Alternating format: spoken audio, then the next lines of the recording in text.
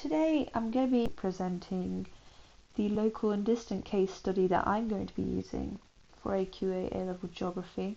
So I will be using my local place as Coventry and my distant as Glasgow, which could dox where I grew up, but anyway, kind of.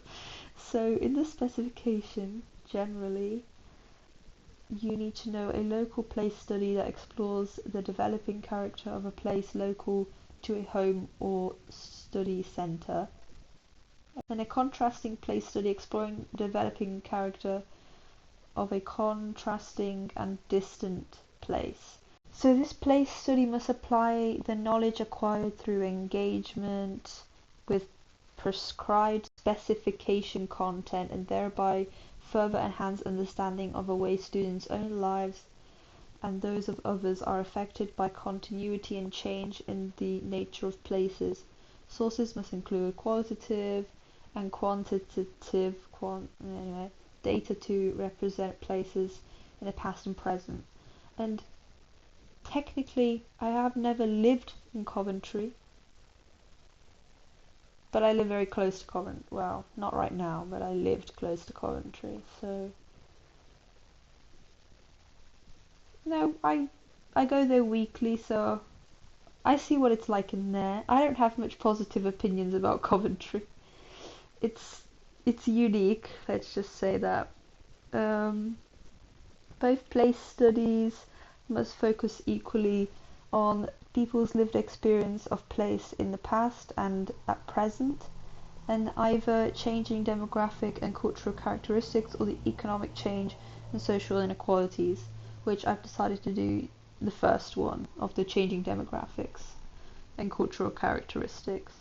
So some suitable data sources that you could use in your case study: statistics such as census data, maps, geolocated data, geospatial data, and GIS applications, photographs, texts, audiovisual media, artistic representation, and oral sources such as interviews, reminiscence, songs, etc.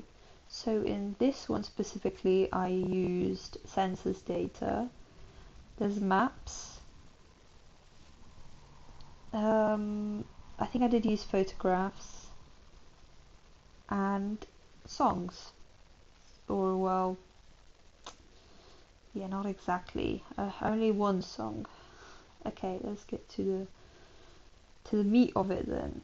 This is like not very relevant, but maybe a little bit. So I researched the history.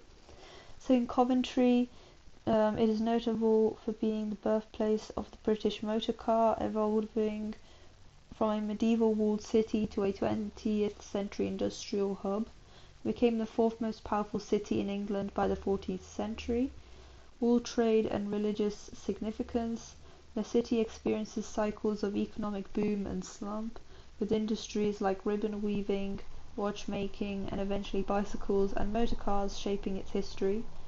In World War II, when Hitler singled out Coventry for heavy bombing raids, large areas of the city were destroyed in the 1940s. Despite economic challenges, Coventry's adaptability led to its significant role in the cycle of automotive industries, laying the groundwork for 20th century growth. And there is the infamous Coventry Transport Museum, which I went to when I was very young. So Glasgow, and I've never been to Glasgow before. I've never been to Scotland, so I'd love to go now that I've researched it a little bit. But anyway, the city began to develop significantly after the union of the Scottish and English crowns in 1603. It prospered as a market centre due to its strategic location and later became a hub for trade with the Americas in the 18th century.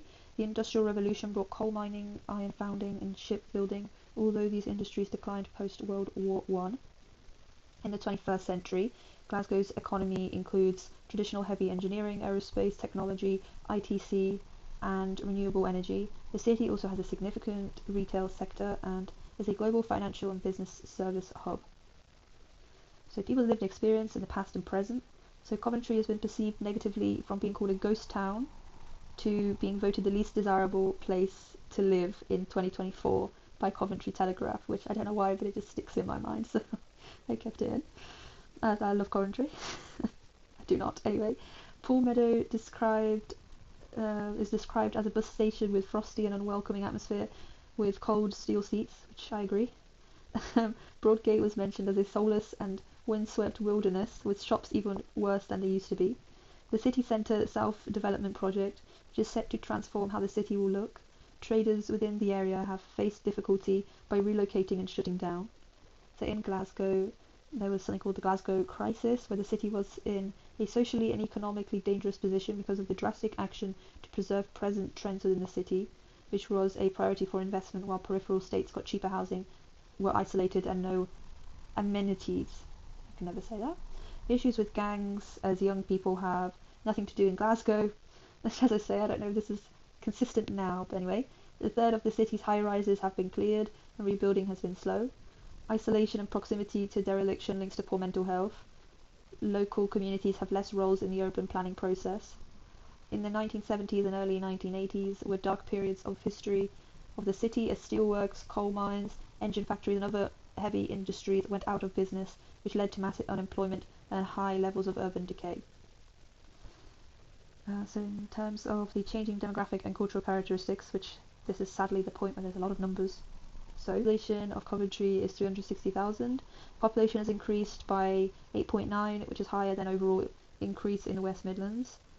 The largest age group is 50 to 54, compared to 40 to 44 in the years in 2011.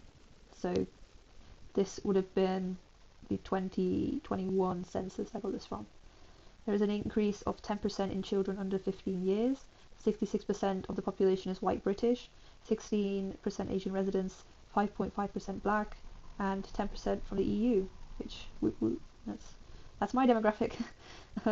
Large population of students, 15,000 students from outside the UK. There is a larger range of different religions, with 47% being Christianity and 32% no religion. So the deprivation domains, which is very interesting. So there's 126 crimes per 1,000 people. Most popular crimes were violence and sexual offences. It is the top 20 most dangerous cities in the West Midlands. 66th most deprived out of 317, I'm guessing, cities in the UK. And 90% of Coventry's neighbourhoods are among the 10% most deprived neighbourhoods in England. And over the years, Coventry has improved in its ranks, but I haven't put them in because there's probably too much numbers. So in terms of Glasgow, the population is not really, but let's just say doubled, so 630,000. I don't actually know what this relates to. I think population increase in the census must have been around 4.6% higher compared to the 2.7% increase in Scotland overall. Yeah, probably that. And currently there is an increasing aging population, where there has been a 1% increase in the population of 25 to 44 year olds. Though, I mean, if you compare it though, like, there's still a pretty young demographic in Glasgow compared to Coventry. The overall number of children has increased by 0.4%, an overall fall in natural births. So there's a lot bigger increase in Coventry of number of children. So 73% of people there are Scottish. There's a higher percentage of other countries, whatever that means, 12.7%, and Europe, I don't know what separately, but sure, 7 percent. There's 80% white and 11% Asian. 47% have no religion. Roman Catholic at 22% and 5% Christianity. So big difference, actually. I don't know if this is a coincidence, but it's like the 47% is kind of switched around. I don't know what's going on.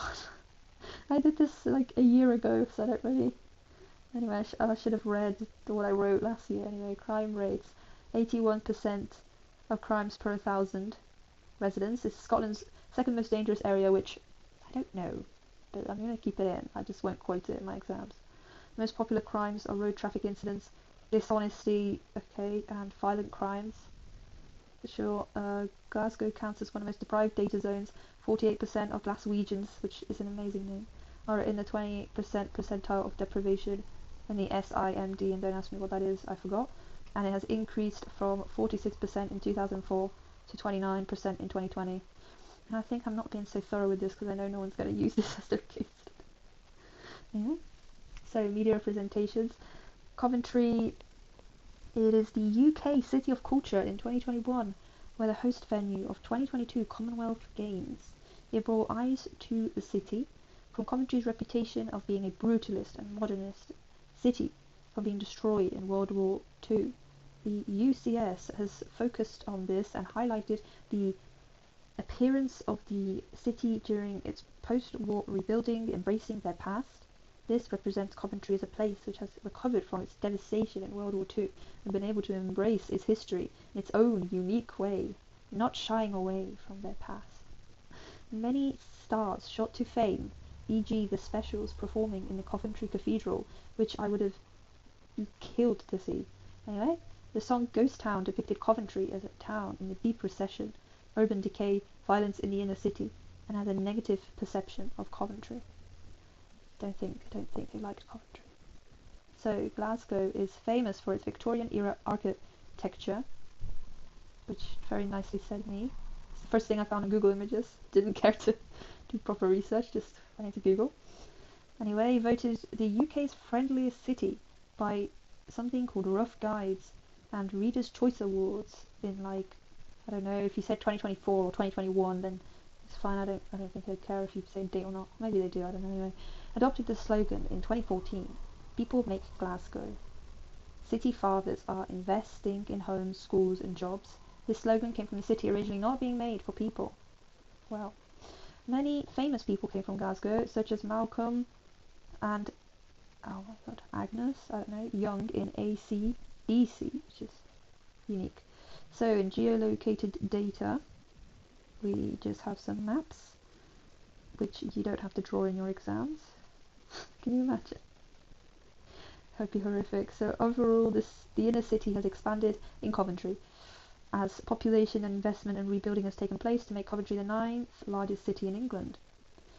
So in Glasgow, the council approved its city centre living strategy in 2019 with a target of increasing the area's residential population from 40,000 to 40,000 by 2035. In 2001, there was a continuing downward demographic. Regeneration strategy during the 1980s to 90s helped to stem the erosion of the inner city. Okay, we have some photographs, which again you don't have to draw in your exam. So, compared to the destruction from World War II to present day, the main cathedral has remained in, well, kind of in order to preserve its history, and a massive rebuilding strategy has taken place. And in Glasgow, overall the architecture has remained the same, but the place has become more gentrified by people coming in and investing in Glasgow. And here are some 2 questions that you can do that I am going to probably do after this recording, because the exam is literally in like 13 days. So yeah, thanks guys.